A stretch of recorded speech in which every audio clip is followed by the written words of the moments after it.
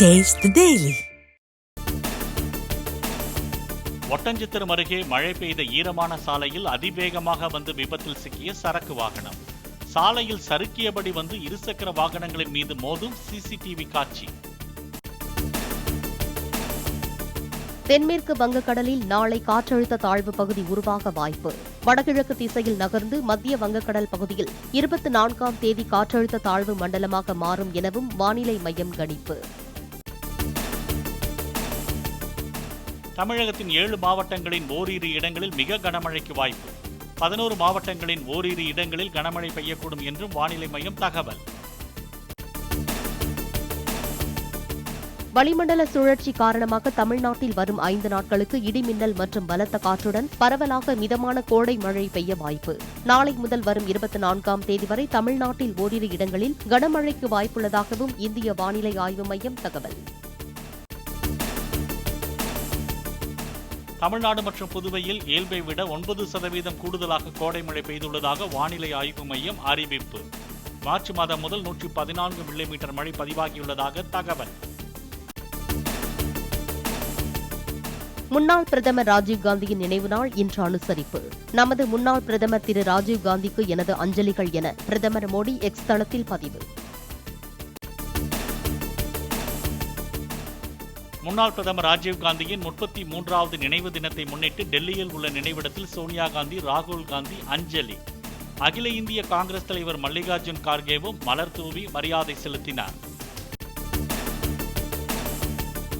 அரசு பேருந்துகளில் பொதுமக்கள் அச்சமில்லாமல் பயணிக்கும் வகையில் புதிய பேருந்துகளை வாங்க வேண்டும் என எதிர்க்கட்சித் தலைவர் எடப்பாடி பழனிசாமி வலியுறுத்தல். காலாவதியான பேருந்துகளை ஓட்டியே தீர வேண்டும் என்று ஊழியர்கள் நிர்பந்திக்கப்படுகிறார்கள் என்றும் விமர்சனம். சிலந்தி ஆற்றின் குறுக்கே தடுப்பணை கட்டுவதற்கு சுற்றுச்சூழல் மற்றும் தேசிய வனவிலங்குகள் வாரிய அனுமதி பெற்றுள்ளதா என தென்மண்டல பசுமை தீர்ப்பாயம் கேள்வி. அனுமதி பெறப்படவில்லை என்றால் தடுப்பணை கட்டுவதை உடனடியாக நிறுத்த வேண்டும் என கேரள அரசுக்கு தென்மண்டல பசுமை தீர்ப்பாயம் உத்தரவு. ஆந்திராவில் அனந்தபுரம் மாவட்டத்தில் ஓய்வு பெற்ற தலைமை ஆசிரியர் அப்துல் என்பவரது வீட்டில் என்ஐஏ சோதனை. பெங்களூருவில் இருந்து காணாமல் போன மகன்களுக்கு தீவிரவாத அமைப்புகளுடன் தொடர்பு உள்ளதா என்ற சந்தேகத்தின் பேரில் அதிகாரிகள் ஆதாரங்களை தேடி வந்ததாக தகவல். நவீன வசதிகளுடன் கட்டமைக்கப்படவுள்ள பிராட்வே பேருந்து நிலையத்தின் மாதிரி புகைப்படம் வெளியீடு. பிராட்வேயில் உள்ள குரலகம் கட்டடம் இடிக்கப்பட்டு 10 மாடிகள் கொண்ட வணிக வளாகமும் கட்டப்பட உள்ளது. ஈரோடு மாவட்டம் பெருந்துறை அருகே தேசிய நெடுஞ்சாலையில் வெள்ளம் பெருக்கெடுத்து ஓடியதால் போக்குவரத்து பாதிப்பு. விஜயமங்கலம் டோல்கேட் பகுதியில் மழைநீர் சூழ்ந்ததால் வாகன ஓட்டிகள் கடும் அவதி. சென்னையில் ஆபரண தங்கத்தின் விலை சவரனுக்கு 320 ரூபாய் குறைந்து 54,880 ரூபாய்க்கு விற்பனை. காவிரி மேலாண்மை ஆணையத்தின் 30வது கூட்டம் டெல்லியில் இன்று நடக்கிறது. கடந்த மாதத்திற்கான தண்ணீரை கர்நாடகா திறந்துவிட தமிழக அரசு வலியுறுத்தும் என தகவல். போதைப்பொருள் கடத்தல் விவகாரத்தில் சிறையில் உள்ள ஜாஃபர் சாதிக்கின் சகோதரருக்கு அமலாக்கத்துறை சம்மன். ஜாஃபர் சாதிக்கின் மனைவியிடம் நேற்று விசாரணை நடத்தப்பட்ட நிலையில் சகோதரர் சலீமை நேரில் ஆஜராக உத்தரவு.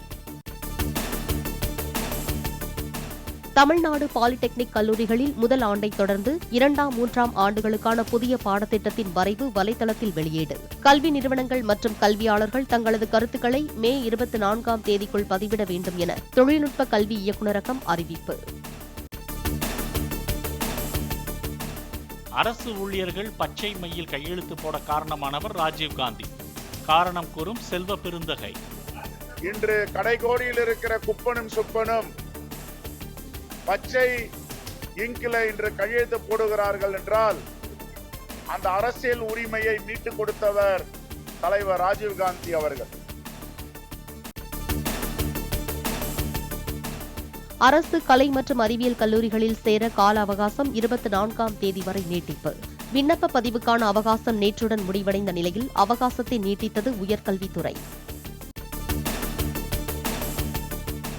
இசையமைப்பாளர் இளையராஜா பெயரில் சென்னை ஐஐடியில் இசை ஆராய்ச்சி மையம் தொடங்க திட்டம். இந்திய பாரம்பரிய இசை மற்றும் கலாச்சாரத்தை பிரபலப்படுத்தும் அமைப்பின் மாநாட்டில் ஒப்பந்தம் கையெழுத்து. ஒரு சின்ன பையன் நான் தான் ஒரு கிராமத்திலிருந்து மியூசிக் கற்றுக்கிறதுக்காக சென்னைக்கு வந்தான்.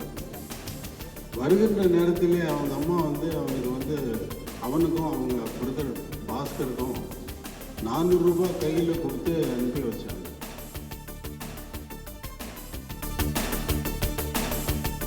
ஈரான் அதிபர் ரைஸின் மரணத்தையொட்டி இன்று நாடு முழுவதும் ஒருநாள் துக்கம் அனுசரிப்பு. தேசிய கொடியை அரைக்கம்பத்தில் பறக்கவிட வேண்டும் என்றும் அரசு நிகழ்ச்சிகள் கூடாது எனவும் அறிவிப்பு.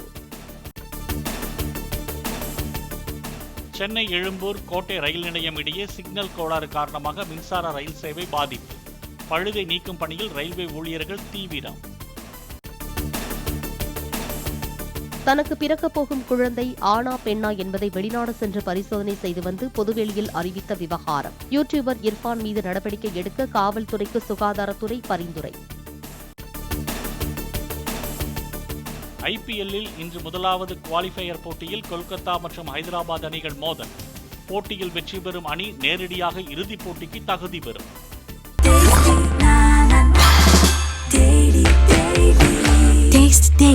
Taste the Daily.